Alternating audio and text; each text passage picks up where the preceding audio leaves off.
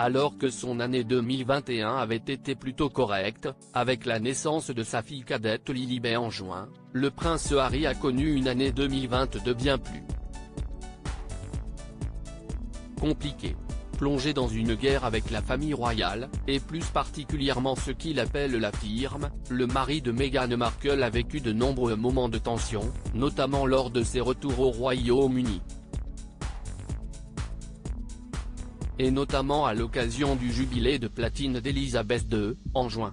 Alors que le frère du prince William n'a plus posé un pied en famille dans son pays depuis son départ fracassant fin 2019, il annonce à la surprise générale qu'il sera présent, comme les autres membres de sa famille, pour fêter les 70 ans sur le trône de sa grand-mère adorée, Elisabeth II.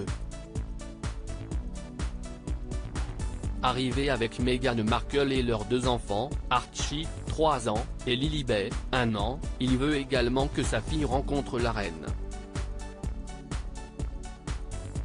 Un jubilé en demi-teinte, mais cela ne se passera pas comme prévu, puisque selon les médias britanniques, Elisabeth II aurait refusé qu'une caméra ou qu'un photographe accompagne son petit-fils et ne lui aurait accordé que 15 minutes pour voir le bébé. Pire encore, le prince William et Kate Middleton, invités à la petite fête d'anniversaire de Lilibet au Frogmore Cottage, auraient refusé de s'y rendre et d'y amener leurs enfants. Car les 2 frères sont bien en guerre ouverte, depuis les accusations du prince Harry chez Oprah Winfrey, son aîné refuserait en effet de lui parler en privé pour éviter les fuites de ses propos dans la presse.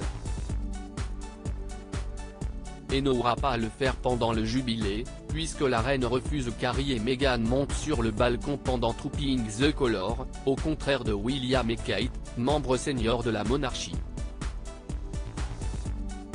Lors de la messe à la cathédrale Saint-Paul, le lendemain, les 2 frères s'évitent au maximum.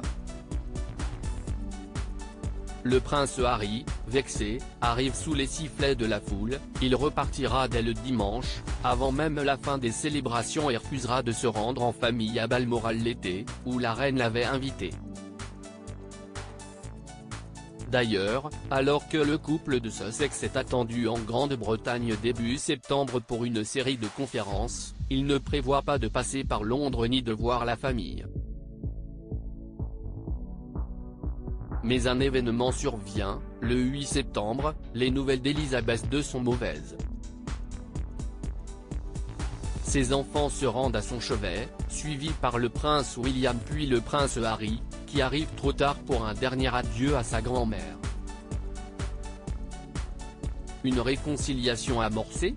Obligé de rester en Grande-Bretagne jusqu'aux obsèques, le 19 septembre, le fils cadet de Charles III aurait passé pendant cette période un pacte de non-agression avec sa famille, notamment son frère avec qui il effectue même plusieurs sorties officielles. Si les relations sont visiblement toujours tendues, les 2 hommes font des efforts. Efforts récompensés par l'autorisation délivrée à Harry de remettre son uniforme lors de la veillée des petits-enfants. Mais si est un autre moment des obsèques qui bouleverse littéralement le prince Harry, défilant derrière le cortège dans les rues de Londres, comme son frère et son cousin Peter Phillips, il revit un moment de son enfance, exactement 25 ans plus tôt, lorsqu'il avait été forcé à faire la même chose après la mort de sa mère, Lady Diana. Reparti pour la Californie depuis, le fils du roi Charles III se fait discret, la réconciliation semblant toujours possible avec sa famille. Mais cela dépendra de 2 sujets capitaux, ses mémoires, Spare, qui seraient redoutés par la famille royale pour leur révélation explosive et une série Netflix que ses fans attendent avec impatience.